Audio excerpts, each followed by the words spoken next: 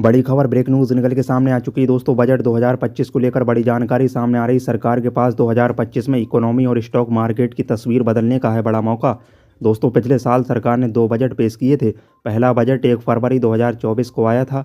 यह अंतरिम बजट था। भले ही यह बजट लोकसभा चुनावों से ठीक पहले आया था, लेकिन सरकार ने इसमें बड़े ऐलान करने से परहेज किया था। 23 जुलाई को दूसरे बजट में सरकार ने कुछ बड़े ऐलान किए थे। तो आज की इस वीडियो में आपको बताते हैं दोस्तों, बजट 2025 में सरकार के पास इकोनॉमी और स्टॉक मार्केट को लेकर क्या है। और अभी तक आपने हमारे इस चैनल को सब्सक्राइब नहीं किया तो लाल कलर में दिख रहे सब्सक्राइब बटन को दबाकर पास में नोटिफिकेशन बेल को ऑन जरूर कीजिए। साल 2025 शुरू हो चुका है। सरकार के लिए 2025 में न सिर्फ इकोनॉमी बल्कि स्टॉक मार्केट की तस्वीर बदलने का बड़ा मौका है। यह मौका यूनियन बजट 2025 है। पिछले साल सरकार ने 2 बजट पेश किए थे। पहला बजट 1 फरवरी 2025 को, वहीं दूसरा बजट 23 जुलाई को पेश किया गया था।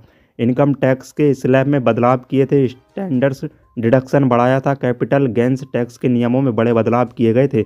जीडीपी ग्रोथ बढ़ाना सबसे बड़ी चुनौती। 1 फरवरी 2025 को यूनियन बजट 2025 में सरकार इकोनॉमी और स्टॉक मार्केट की तस्वीर बदलने के लिए कई बड़े ऐलान कर सकती है। अभी केंद्र की नरेंद्र मोदी सरकार के लिए सबसे बड़ी चुनौती जीडीपी ग्रोथ बढ़ाने की है। FY25 की दूसरी तिमाही में जीडीपी ग्रोथ घटकर 5.4% पर आ गई है। इससे पहले कि इसमें और गिरावट आए, इसे बढ़ाने के लिए जल्द उपाय करने होंगे। यह 2047 तक इंडिया को विकसित देश बनाने के लिहाज से भी जरूरी है। दिसंबर के आखिरी में प्रधानमंत्री नरेंद्र मोदी के साथ हुई बैठक में इकोनॉमेटिक्स का सबसे ज़्यादा फोकस ग्रोथ बढ़ाने वाले उपायों पर था। इसके अलावा दोस्तों लोगों को इनकम टैक्स में राहत की उम्मीद। ऐसे कई उपाय हैं जिसमें इकोनॉमी की ग्रोथ बढ़ाने के साथ ही स्टॉक मार्केट के स्टेटमेंट को बदलने की उम्मीद है। इसमें सबसे पहला है लोगों को इनकम टैक्स में राहत। सरकार 1 फरवरी 2025 को इनकम टैक्स में राहत देने वाले उपायों का ऐलान कर सकती है। वह सालाना 15 से 20 लाख रुपए तक की इनकम टैक्स वाले टैक्स पेयर के लिए टैक्स घटा सकती है। इसके अलावा दोस्तों वह स्टैंडर्ड डिडक्शन को भी बढ़ा सकती है। इससे कंजप्शन बढ़ेगा जिसका पॉजिटिव असर इकोनॉमी की ग्रोथ पर पड़ेगा। साथ ही इससे स्टॉक मार्केट के सेंटीमेंट में बदलाव आएगा। पूंजीगत खर्च में 20% की वृद्धि।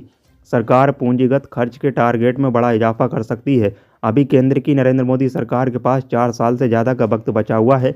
ऐसे में अगर सरकार पूंजीगत खर्च बढ़ाती है तो इसका असर आने वाले सालों में दिख सकता है। पिछले साल अंतरिम बजट में सरकार ने पूंजीगत खर्च के लिए 11.11 लाख करोड़ रुपए का टारगेट तय किया था।